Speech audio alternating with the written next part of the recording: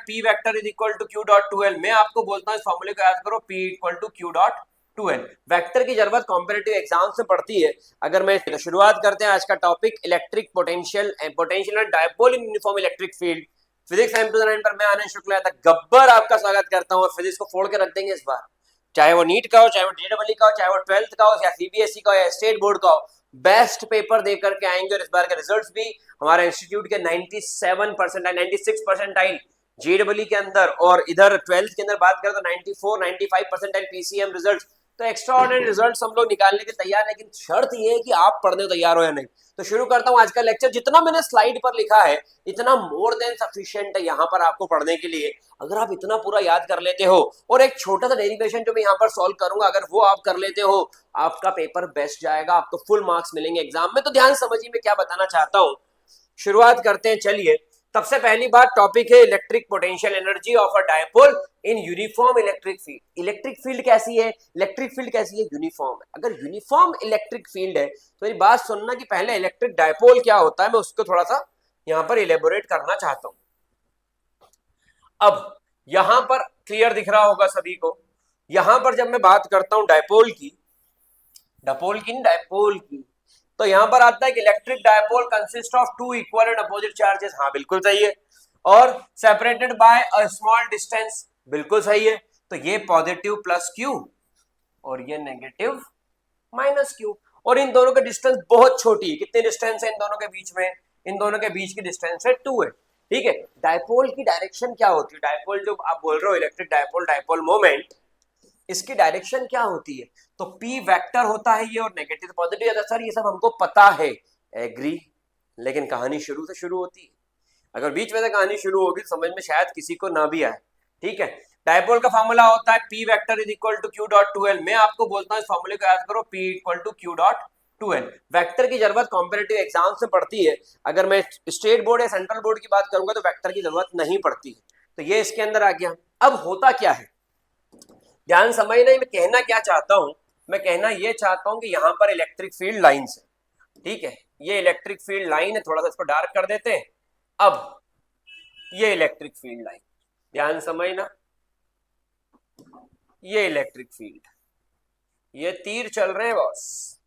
चलाओ ना नैनो से बन रे, जान लेना ना जान रे, जान लेना। चलिए, यहां पर आपने एक रखा, यहां पर रखा दूसरा। ये रहा आपका डायपोल जो मैं बात कर रहा था। यहां पर माइनस का क्यू, यहां पर प्लस का क्यू। ठीक है। Dipole is placed in electric field, जो इस टॉपिक का नाम है, और इसकी निकालना आपको पोटेंशियल एनर्जी। तो यहां पर आपने एक नेगेटिव चार्ज रखा और एक यहां पर आपने रखा पॉजिटिव चार्ज। ठीक है। अब मैं आपको एक बात बताता हूं, मेरी बात को ध्यान समझना।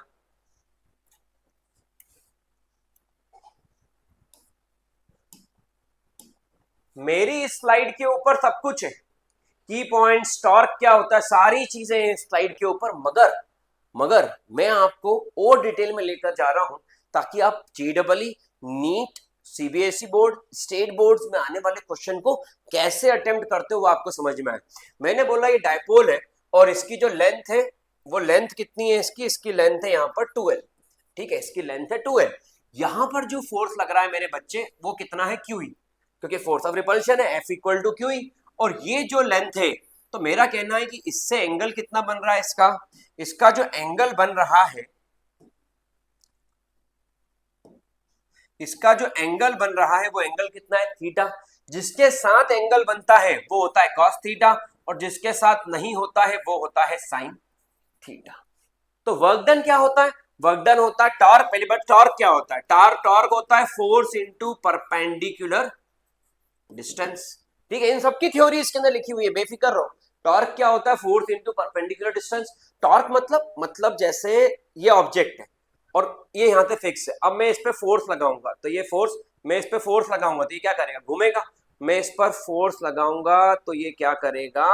घूमेगा। तो जब हम किसी ऑब्जेक्ट पर फोर्स लगाते हैं परपेंडिकुलर और टेंजेंशियली, तो ऑब्जेक्ट कैसा मोशन करता है? अगर वो हिंज्ड है, फिक्स है, तो रोटेशन। वैसा यहां पर भी हुआ तो ये डायपोल घूमना शुरू होगा। ठीक है, तो टॉर्क हो गया force into perpendicular distance, force हो गया QE, परपेंडिकुलर डिस्टेंस हो गया 2L साइन थीटा। ये रहा फोर्स, ओ हो, ये रहा परपेंडिकुलर। ठीक है। Q डॉट 2L ये बन गया PE साइन थीटा। ये वैल्यू किसकी आ गई? This is the value of torque, tau. ये यहां पर टाउ निकल गया। बहुत अच्छी बात है सर, बहुत ही बढ़िया बात है सर। अब वर्क डन की बात कर लो। स्वच्छता के हम बन गए हैं गुरु। डीडब्ल्यू वर्क डन क्या होता है? Torque into force into displacement. जब घुमाने की बात हो रही है, जब थीटा एंगल से घूमेगा, जब थीटा एंगल से घूमेगा तो फोर्स भी कैसा लगेगा? घुमाने वाला। और घुमाने वाले फोर्स को क्या बोलते हैं? टॉर्क। घुमाने वाले फोर्स को क्या बोलते हैं? टॉर्क। तो फोर्स हो गया टॉर्क और परपेंडिकुलर जो डिस्प्लेसमेंट हो गया थीटा। जो दिन भर चले और ढाई कोस घुमाई भाई घूम रहे हैं, टॉर्क इनटू परपेंडिकुलर डिस्टेंस। इस तरीके से यहां पर आना डीडब्ल्यू, टाउ हो गया PE sine theta D theta. Sir मुझे तो पूरे का वर्क डन चाहिए, पूरे का चाहिए, इंटीग्रेट कर दो, इंटीग्रेट कर दो। सर कहां से कहां तक इंटीग्रेट करूं?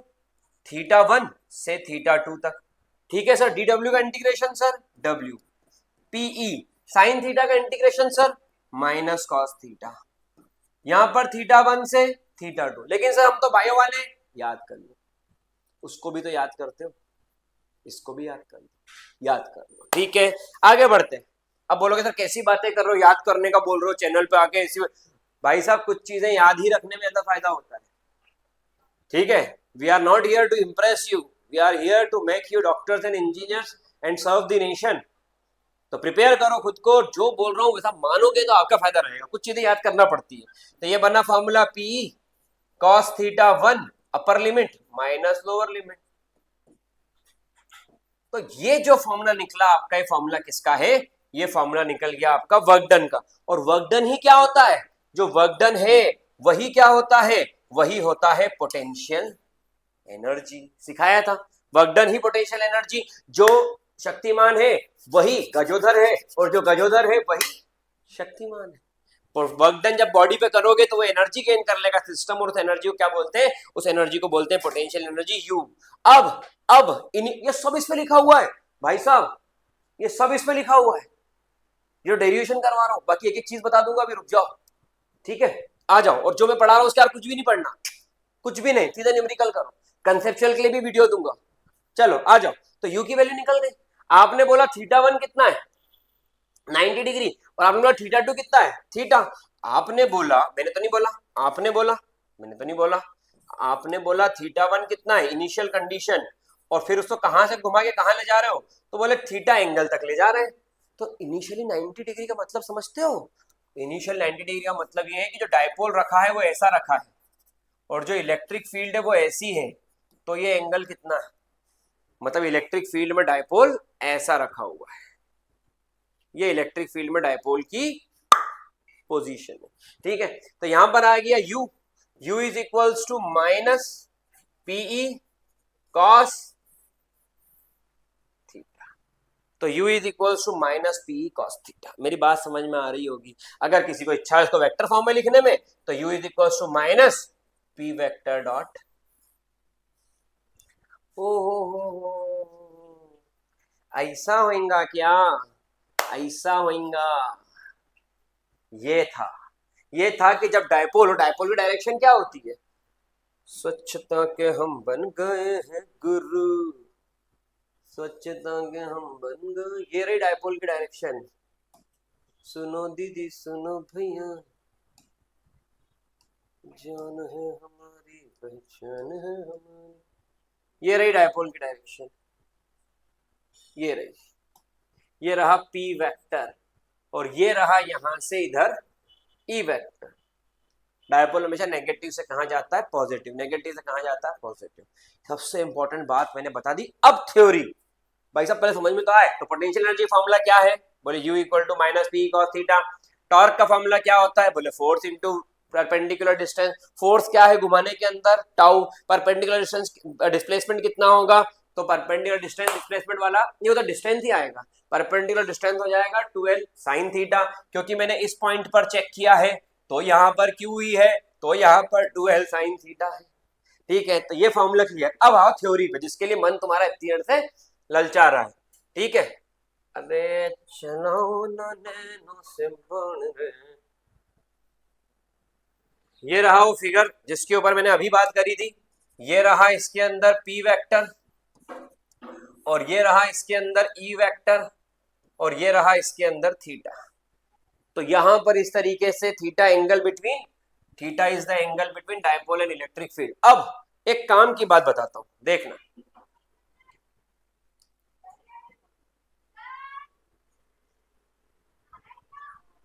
ये रहा,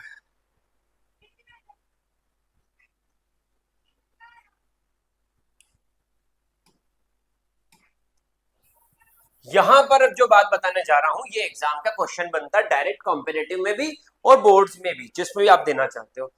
पहला इसमें बात हो रही है स्पेशल केसेस, इसको मैं मार्क करता हूं IMP, स्पेशल केसेस।